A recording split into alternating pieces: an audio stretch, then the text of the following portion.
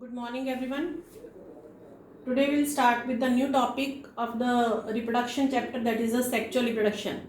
As the asexual reproduction we have completed up to the vegetative propagation and artificial propagation. So now coming to the sexual reproduction. Already I told you that what is the difference between the asexual and the sexual reproduction. Asexual, in which the one parent is needed, and the sexual reproduction the two parents are needed, and sexual reproduction takes place by the combination of the special reproductive cells. I told you that in the sexual reproduction the sex cells, you can also say germ cells, gametes also you can say. So with the help of the gametes and by the process of fertilization. So fertilization is a process in which the fusion of male and the female gamete is there and the zygote is formed, and this is the process of the sexual reproduction, how the organisms reproduce by this method. So there are two types of the gametes present, that is the male gamete and the female gamete. It is present in plants as well as in the animals. So firstly we'll start with the plants. So these are also called the germ cells. When the male gamete, it will fuses with the female gamete by the process of the fertilization. When they will fuse, they will form a new cell which is known as the zygote. Zygote, slowly it will changes into a new organism, you can say, or in the plants you can say new plant. It is grown by this process. So now the sexual reproduction in the flowering plants. As already I told you that there are two types of parts you can say in the plants, that is the vegetative parts we have done in the vegetative propagation, and in the sexual reproduction in the flowering plants, the flower is the main reproductive part of the plant. So the plants in which the six organs are carried within the flowers and the seeds are enclosed within the fruit, they are called the angiosperms. Already in the 9th class we have done about the angiosperms and the gymnosperms. So they are known as the angiosperms. Okay, the flowering plants reproduce by the sexual reproduction method, and the sex organs or the germ cell or the reproductive organs of a plant are in the flowers. So a function of the flower is to make male and the female gamete and to ensure that fertilization will take place to make the new seeds for the reproduction of a plant. So how the sexual reproduction takes place? They are in the following steps. Firstly, male organ of the flower, male organ या male gamete and female gamete. So in the flower, male gamete is stamen and female gamete is pistil or carpel, you can also say. When they will fuse, they will fuse with one another, then they will form the seed they will form later. Firstly they will fuse with one another, means male gamete they are present, stamen they are present in the pollen grains. Okay, and the pistil or the carpel, they are found in the egg cells which are present in the ovules. Okay, the pistil or carpel, they are present in the ovules. The fertilization process takes place between these two, and the fertilized egg cells grow within the ovules and become seeds, and the seeds when they will germinate to form the new plant. And this is the process of the sexual reproduction of the plant. And now we'll start with the flower. Firstly, कि flower के main parts कौन से होते हैं?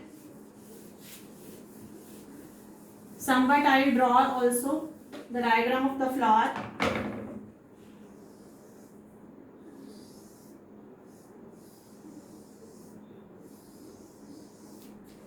So यहाँ से हम इसको ऐसे कर देते हैं.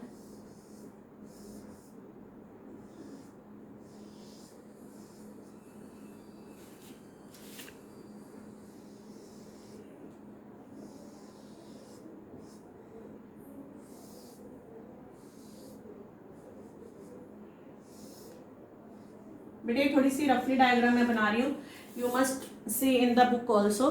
सो this is a diagram of the flower.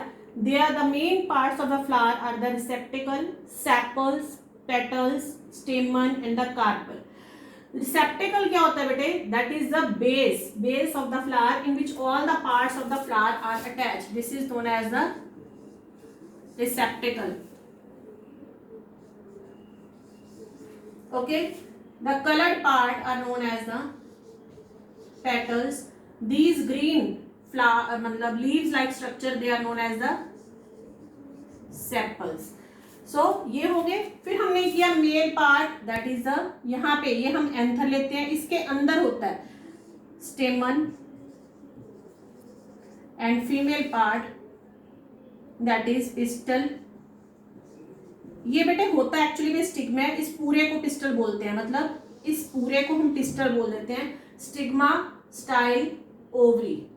ठीक है, यहाँ पे ये एंथर, ये फिलामेंट, मतलब स्टेमन के आगे फिर पार्ट है, हम यहाँ पे ऐसे लिख देते हैं. So there are the 3 parts of the pistil, that is stigma, style and ovary. Stamen के फिर आगे 2 पार्ट्स हमने किए, that is anther and filament.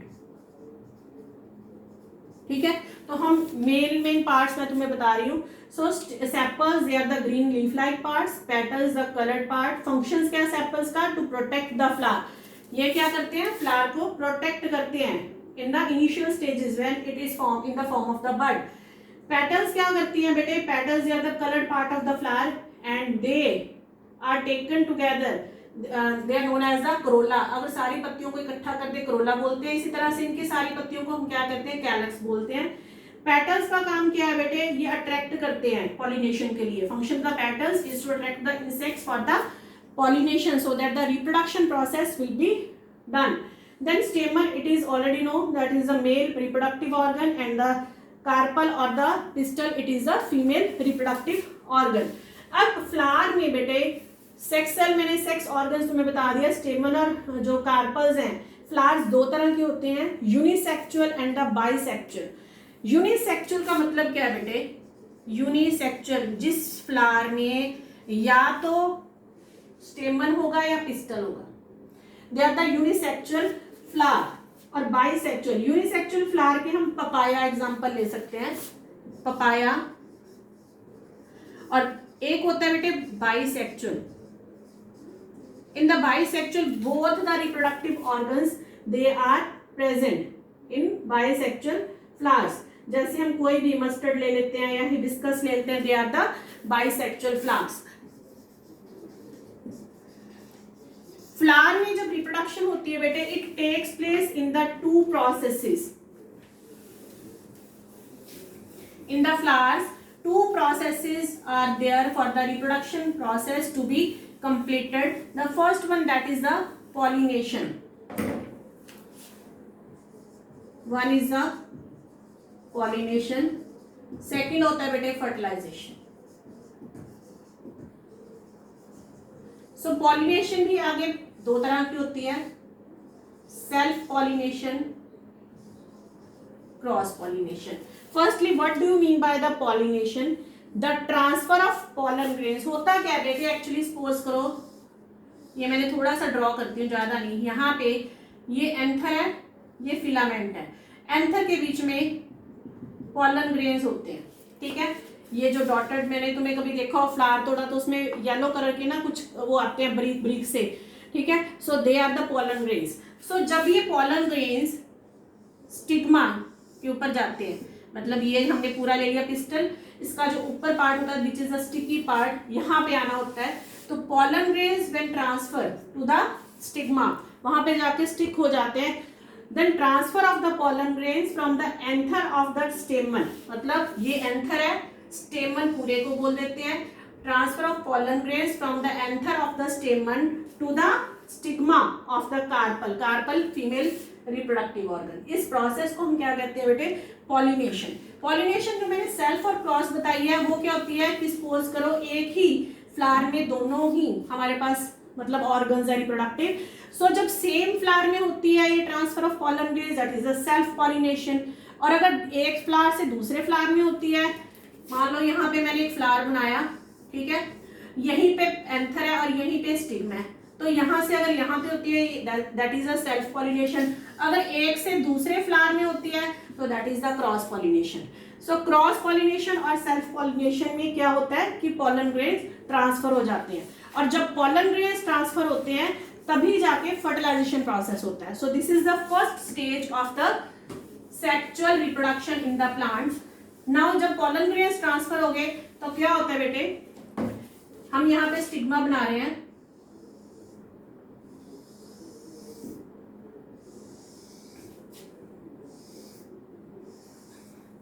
Okay, this is the stigma. Pollen grains यहाँ पे आए, जब पॉलन ग्रेन्स आते हैं they will join with the female gamete which is present here. यहाँ पे हम एग सेल कहते हैं, यहाँ पे ओवरी है,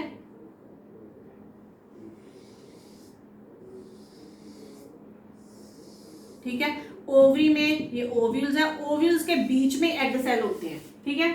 सो पॉलन ग्रेन यहाँ पे आए, यहाँ पे आके उन्होंने क्या किया, सपोज करो एक पॉलन ट्यूब फॉर्म कर दी, यहाँ से बर्स्ट हो जाएगा, यहाँ से पॉलन ट्यूब बन गई, और ये पॉलन ट्यूब धीरे धीरे कहाँ जाएगी, एग सेल के पास जाएगी। जब ये पॉलन ट्यूब एग सेल के पास जाएगी तो एग के साथ जाके ये फर्टिलाइज हो जाएगी, और जब ये एग के साथ फर्टिलाइज हो जाएगी तो ये क्या फॉर्म करेगी, fertilised egg which is known as the zygote. So after the pollen grain falls on the stigma, so fertilization process going to be start. Then fertilization occurs when the male gamete present in the pollen grains, it is joined with the female gamete which is present in the ovule, and when it will join it will form the zygote which is the fertilized egg. जब ये join करती है fertilized egg बनती है, और उसके बाद क्या होता है, ये फर्टिलाइज्ड एग zygote डिवाइड करता है, धीरे धीरे एम्ब्रॉय बनाता है ओव्यूल के बीच में ही, और ये किसमें चेंज हो जाता है, ओवरी जो है फ्लावर की डेवलप करती है। ये देखो बेटे, ये ओवरी है, ये फ्रूट बन जाती है, और जो इसके अंदर ओव्यूल्स होते हैं वो क्या बन जाते हैं, सीड्स बन जाते हैं। सो हम क्या लिखेंगे, ovary it will change into the fruit, और ओवरी के अंदर जो ओव्यूल्स होते हैं they will change into the seeds. So by this the fertilization process completed. जब ये बन जाते हैं फर्टिलाइजेशन तो सीड क्या हो गया, एक तरह से reproductive unit of the plant which can be used to grow a new plant, ठीक है जी। सो उसके बाद सीड्स जर्मिनेट करते हैं, और जर्मिनेट करके धीरे धीरे फिर जो है आगे प्रोसेस जो है स्टार्ट हो जाता है। जर्मिनेशन में बेटे क्या होता है, when the seeds it will be sown in the soil, you can say when the seeds, यहाँ पे हमने एक सीड बना दिया,